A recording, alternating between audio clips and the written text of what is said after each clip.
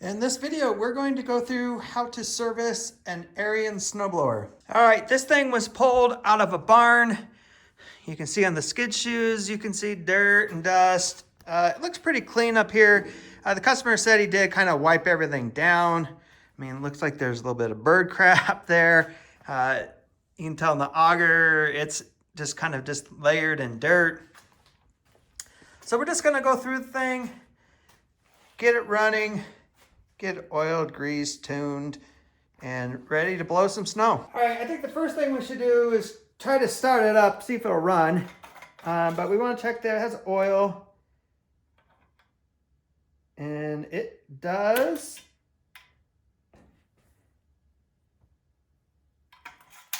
So that is good. The gas tank is full.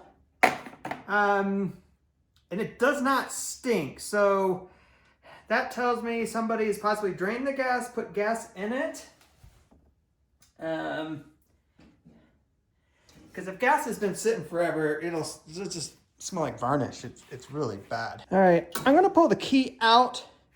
So it won't start. I just want to spin it over, listen to it, and just, get some oil moving. Make sure we don't hear any funky sounds.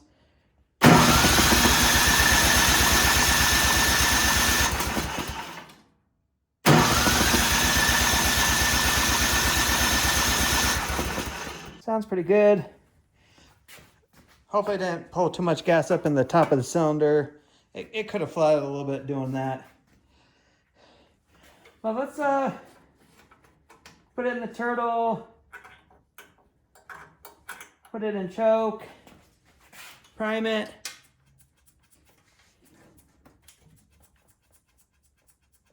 Yeah, I don't really hear any gas.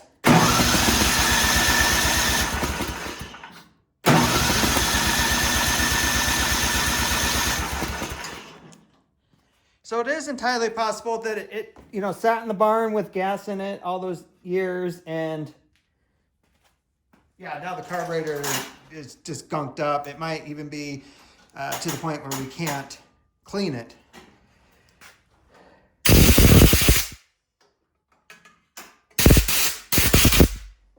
Little mouse turds in there.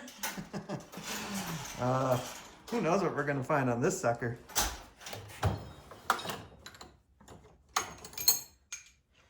All right, so the next thing I'm doing, I'm just gonna pull the spark plug and just gonna check that we have spark.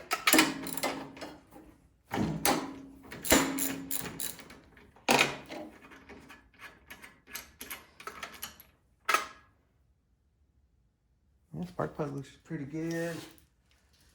I mean, it needs to be replaced, but looks good.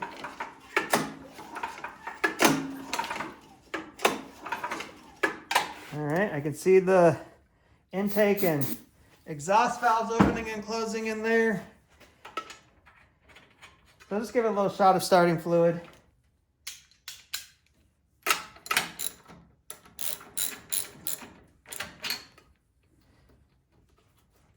And I suspect when I try to start here, it'll pop off. Yep.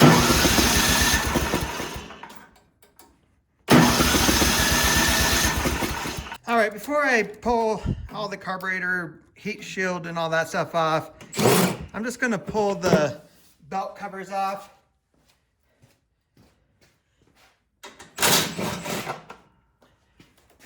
See if we find any nests. No nest, all right. And I don't know how long it sat. So, cobwebs, but I'm gonna look at these belts and see if they're dry rotted, if they're cracked.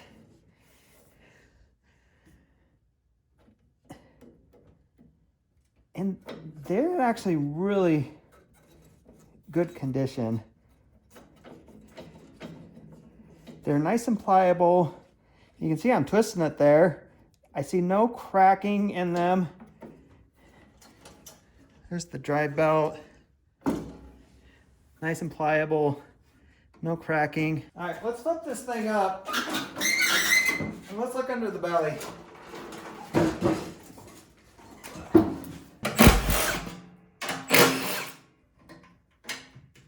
All right, so usually these are 10 millimeters usually. I guess Ariens is using a standard 3/8. All right. All right, this doesn't look too bad in here either. I mean, just cobwebs. So that's good. No little animal was in here trying to live, do his thing.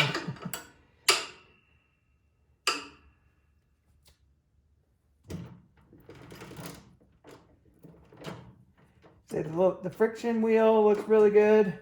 I mean, even where it slides right there, I can see that there's still grease / oil on it. All right, let's take off the heat shields and let's see what's going on with the carburetor. Our choke knob needs to come off, and that should just pry off here. A little bit of pressure underneath it.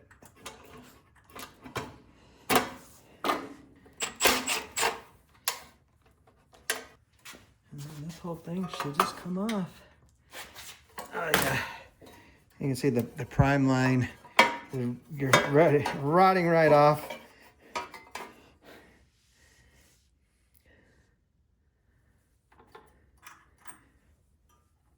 Yeah,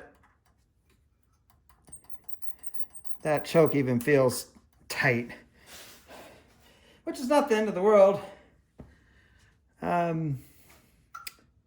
Just mean, like I said, just means gas sitting there. What's the easiest way to take off this carburetor? I'm trying to remember. I think the easiest way is just to take these two bolts off. I mean, they're star bit, so you're gonna have to have that.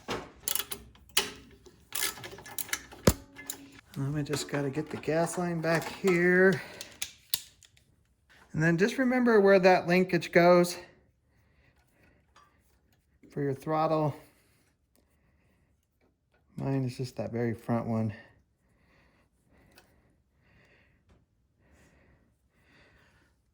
All right, let's go pull this carburetor apart. All right, let's remove the intake from the carburetor.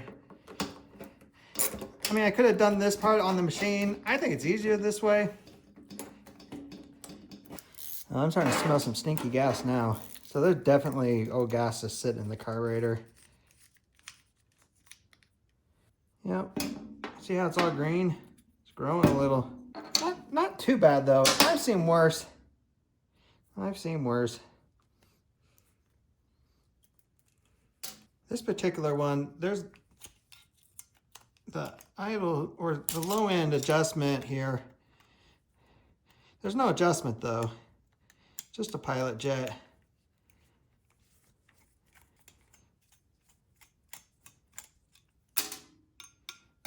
Oh yeah, look at that. Nice and green. All right, so this is the main jet that I think I'm worried about here. And it's probably hard to see on camera. You see how that, it's just how black that is right there? There should be a hole right down the middle that connects to this right here. And with how gunked up it is, oh, it just went through. Nice. I was like, man, this thing's gonna be clogged up. I'm not gonna be able to clean it. A little bit of black gunk down there.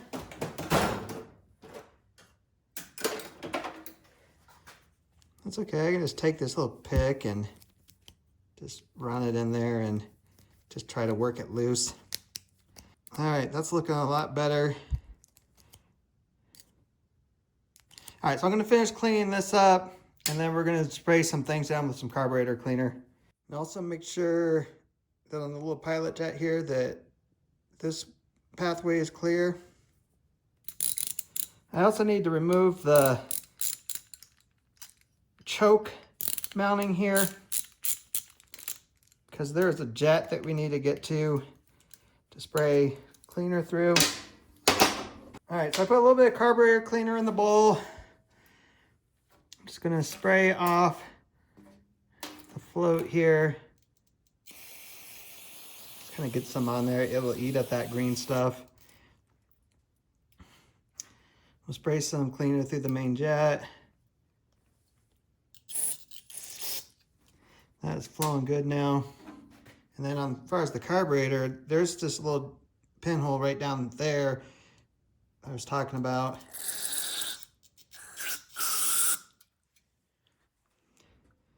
So there.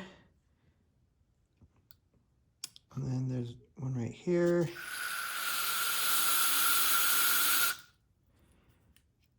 And then where that little pilot jet went in.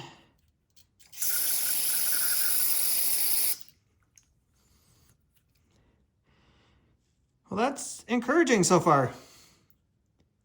Seems that nothing's majorly clogged up.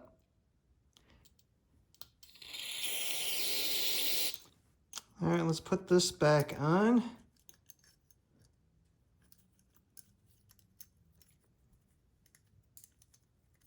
Put our little pilot jet back in.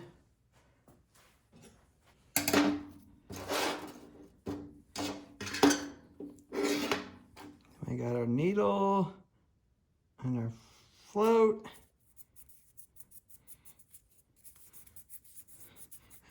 See, most of that stuff is coming off. Give it one little last clean here.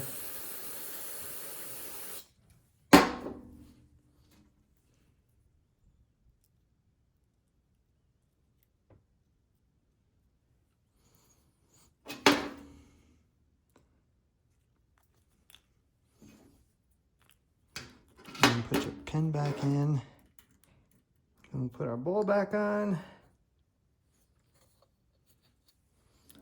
Don't forget that little washer. Then our main jet. All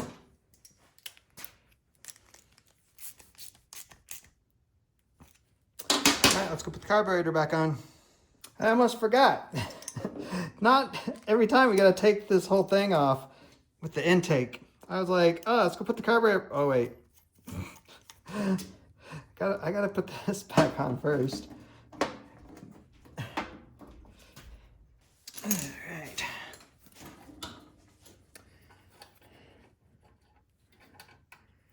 Hook that linkage back up.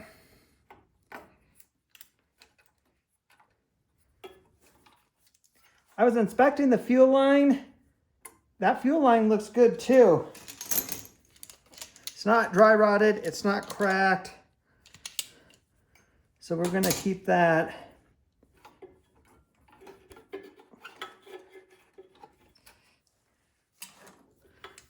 Now the challenge is keeping it from sliding back in. A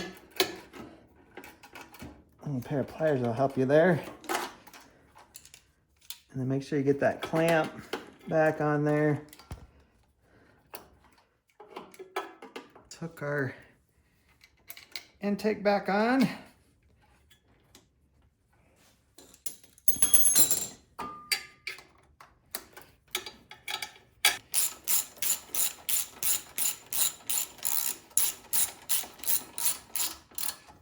I'm just gonna use the same prime line. That piece that was on the nipple really, it just fell off. Right, I can see it's kind of cracked. So, I mean, it just runs up to right here. I got more of this line, but for right now, I'm just gonna use it because we might be tearing all that back apart. We'll see. I mean, if it doesn't start and run, we're gonna have to replace the carburetor.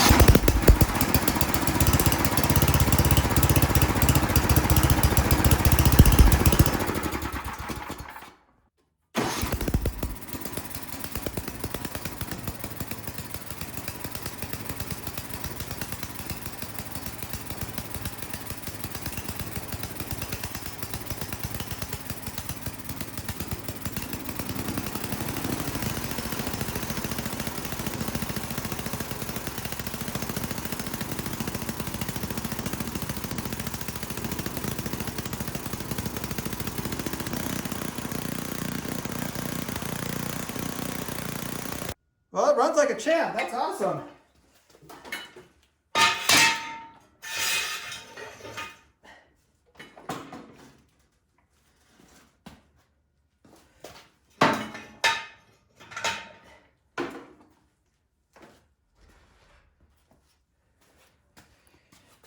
I propped up the front end. That way we can drain the oil here. Makes it so you don't get oil everywhere.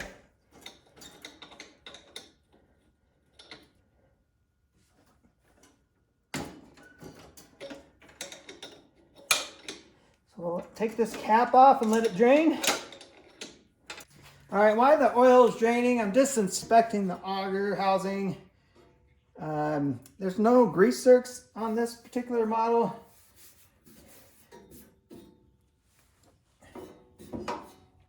All the bolts are tight.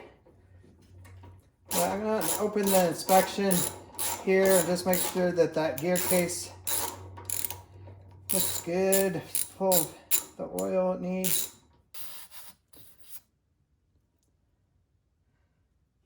All right, and next I'm going to adjust the skid shoes.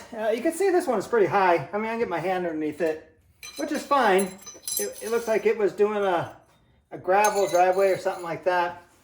But this particular case, we want to set it up for just like a driveway, just asphalt. So I just got these little pieces of metal that I put underneath. And then we'll just loosen these.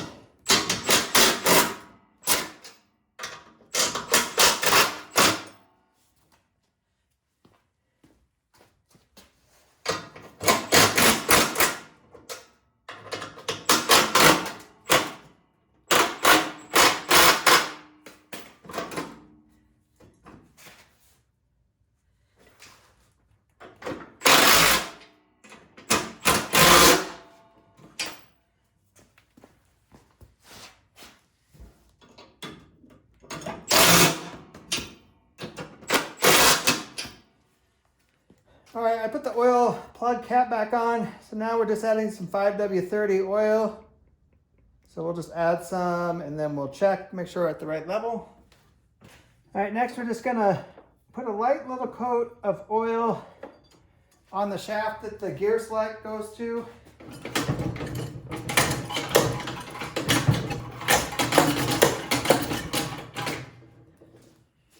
Just use engine oil on that. Just in the smallest amount will do. On here.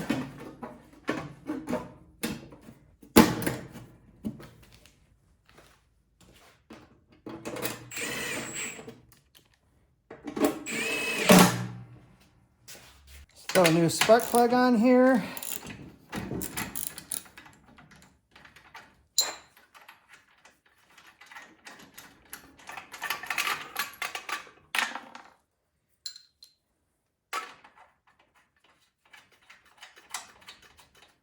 All right, gotta put the heat shield back on.